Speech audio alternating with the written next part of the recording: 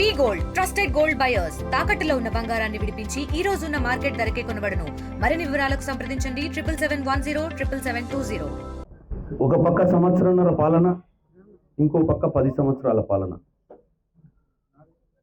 నీళ్లు నిధులు నియామకాలు అనే నినాదంతో ఆ కుటుంబం కేసీఆర్ గారు, హరీష్ రావు గారు, కవిత గారు, కేటీఆర్ గారు, సంతోష్ రావు గారు, 5 కుటుంబ సభ్యులు ఈ రాష్ట్రాన్ని 10 సంవత్సరాలుగా జలగలాగా దోసుకున్న విషయాన్ని చెప్పకనే చెప్పింది. ఇప్పుడు ఆ ఇంట్లో నుంచి బయటకు వచ్చి మాట్లాడినటువంటి కవిత గారు, ఆమె కూడా క్రియాశీలకంగా ఎమ్మెల్సీగా ఉండి కుటుంబ సభ్యురాలుగా ఉండి ఈరోజు బయటికి వచ్చి ఇందాక ప్రెస్ మీట్లో ఒక సూటి ప్రశ్న అడిగింది. బంగారము హరీష్ రావు ఇంట్లో, బంగారం సంతోష్ రావు ఇంట్లో ఉంటే నాయన తెలంగాణ బంగారు తెలంగాణ అయినట్ట అని అడిగింది. ఈ ఒక్క ప్రశ్న సాల్వ్. బంగారు తెలంగాణ దిశగా సోనియా గాంధీ తెలంగాణ ఇస్తే ఎవరింట్లో బంగారం పడ్డది, ఎవరింట్లో బూడిద పడ్డది?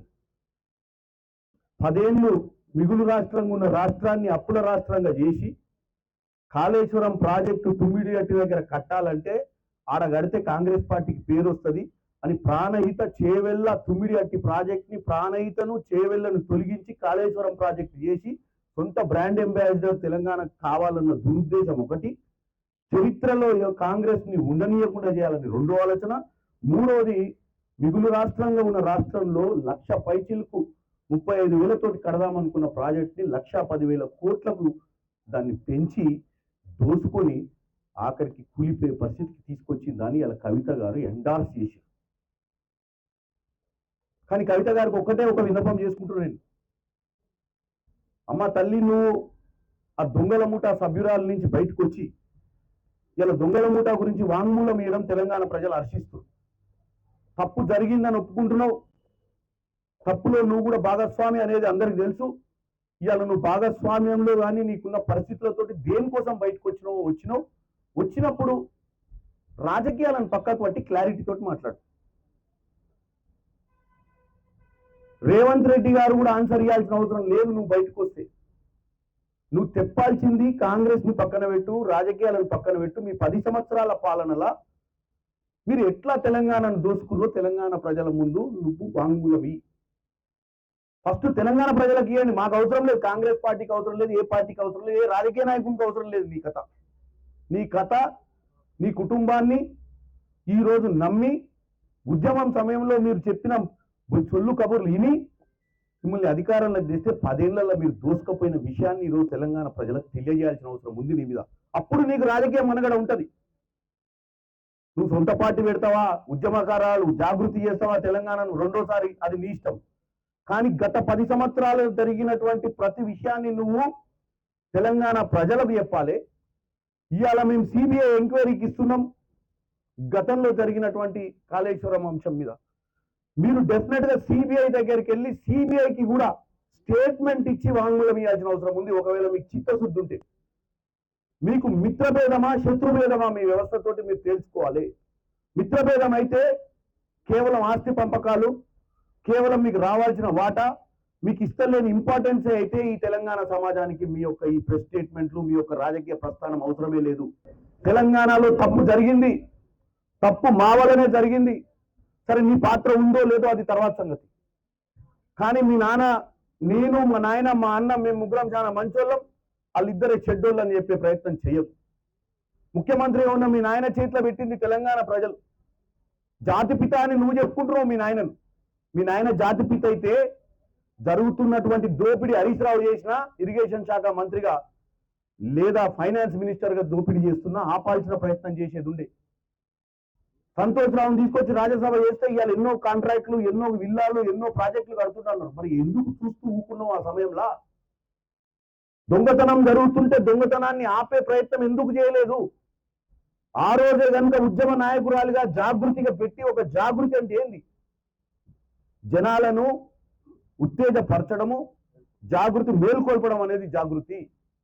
మరి దొంగతనం నీ ఇంట్లో జరుగుతుంటే, దొంగలు దోసుకుంటుంటే రాష్ట్రాన్ని నువ్వు ఉద్యమ సమయం నుంచి కష్టపడి తెలంగాణ ప్రజలకు మంచి చేయాలన్న ఆలోచన నీకుంటే ఆ రోజే ఎందుకు ఒక విజిల్ బ్లోయర్గా నువ్వు అయ్యాలనే రోడ్డు ఎందుకు ఎక్కలేదు? దొంగతనం జరిగింది, దోపిడీ అయిపోయింది, రాష్ట్ర ప్రజలకు ఉన్నటువంటి ఆర్థిక ఇబ్బందులు, రాష్ట్రానికి ఉన్నటువంటి ఆర్థిక ఇబ్బందులలో ఉన్నప్పుడు వచ్చి ఈ స్టేట్మెంట్లు నీ రాజకీయ భవిష్యత్ కోసం ఇస్తే నడవదు. ఇప్పటికీ మీకు ఒకటే చెప్తున్నా, బీసీ కాస్ట్ సెన్సస్ గురించి నువ్వు ఉద్యమం చేస్తుంటే నా మీద కుట్రలు చేస్తున్నారని ఇందాక స్టేట్మెంట్ ఇచ్చినావు. బరాబర్ నేను ఇప్పుడే చెప్తాను, నీకు నిజంగానే బీసీ బిడ్డల మీద చిత్తశుద్ధి, నీకు బీసీ బిడ్డల మీద ఉంటే నువ్వు జంతర్ మంతర్కి వచ్చేదాన్ని. నువ్వు జంతర్ మంతర్కి రాకుండా నువ్వు ఈరోజు నీ స్వయ లాభాల కోసం బీసీ బిడ్డల్ని కూడా నువ్వు లాగడానికి ప్రయత్నం చేయకు. ఏదున్నా నువ్వు తెలంగాణ ప్రజలకు, అందరికీ, అన్ని మతాలకు, అన్ని కులాలకు ఈరోజు నువ్వు జవాబు ప్రశ్న రెండు. ప్రశ్న మీ ఇంట్లో అడుగుతావా, జవాబు ప్రజలకు చెప్తావా తేల్చుకొని ముందుకు రావాలని కవిత గారికి చెప్తున్నా తప్ప రాజకీయాలు చేస్తూ కాంగ్రెస్ పార్టీని గుంజి హరీష్ రావు, రేవంత్ రెడ్డి ఒకటే ఫ్లైట్ లో తిరిగిర్రు. హరీష్ రావు పోయి రేవంత్ రెడ్డి కాళ్ళు పట్టుకుండు, పాల వ్యాపారం చేస్తుండని చెప్పి హరీష్ రావుని ఒకరోజు అని రెండో రోజు బంద్ చేసి ఇవన్నీ తెలంగాణ ప్రజలకు తెలిసిన అంశాలే. మొన్న అసెంబ్లీ చూస్తే మీకు క్లియర్గా అర్థమైంది తెలంగాణ ప్రజలకు రేవంత్ రెడ్డి చిత్తశుద్ధి ఏందో.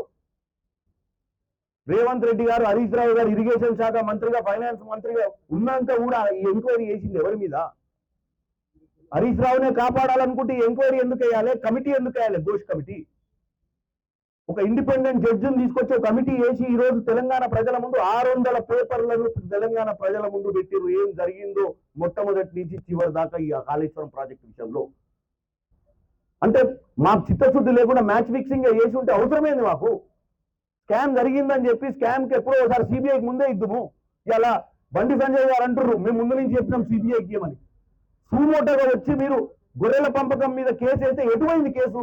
ఈడీ మేము వేయలే, మీరే వచ్చి ఈడీ వాళ్ళు వచ్చి ఇక్కడ గొర్రెల పంపకంలా ఏదైతే స్కామ్ జరిగిందని చెప్పి ఈడీ వచ్చింది. ఇప్పటి మటుకు దాని పురోగతి ఏందో తెలియదు.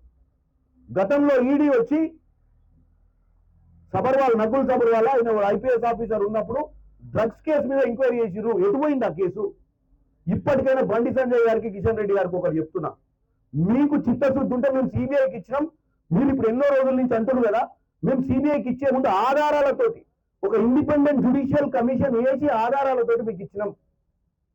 ఇప్పుడు ప్రూవ్ చేయని తెలంగాణ ప్రజలకు మీకు చిత్తశుద్ధి ఉన్నట్టు తెలంగాణ ప్రజలను మీరు కాపాడాలన్న పట్టుదల ఉంటుంది. ఎందుకంటే బండి సంజయ్ గారు మీరు పిసిసి, మీరు బీజేపీ అధ్యక్షులుగా ఉండే గతంలో, కిషన్ రెడ్డి గారు గతంలో మంత్రిగానే ఉండే. ఈ దోపిడీ జరిగిన సమయంలో మీరు అధికారంలో ఉండి కూడా సెంట్రల్ గవర్నమెంట్ లో దోపిడీ ఆపలే ఆ రోజు. ఇప్పుడు దోపిడీ అయినాక మాకు సిబిఐకి ఇవ్వండి మేము తేలుస్తామంటుర్రు. నిజంగా మీకు తెలంగాణ ప్రజల మీద మీకు ప్రేమ, భక్తి, ప్రజల మీద మమకారం ఉండి ఉంటే మీరు సెంట్రల్ గవర్నమెంట్ ని ఆ రోజు అలర్ట్ చేసి ఇక్కడ దోపిడీని 7 లక్షల కోట్లు, 8 లక్షల కోట్లు అప్పుగా కూడా కాపాడే ప్రయత్నం చేసే అటువంటి పరిస్థితి ఆ రోజు మీకు బీజేపీ నాయకులుగా సెంట్రల్ గవర్నమెంట్ లో ఉండే. For latest updates on India-Pakistan tensions, download RTV Live app.